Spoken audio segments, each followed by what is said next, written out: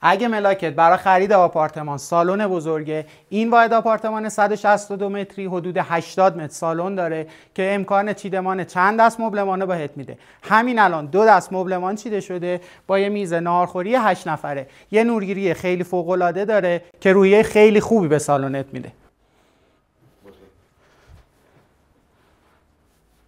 در ضمن یه آشپزخونه خیلی بزرگ داریم با کابینت های گلس ترک درجه 1 که اینجا به سلیقه خود مالک دیزاین شده. بریم با هم ببینیم.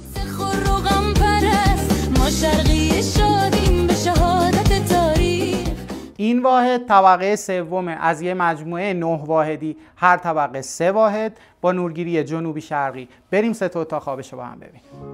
تو که اومدی هوای شب من رنگ سر شد، اومدی با تپشش همه جا زمزمه سر شد.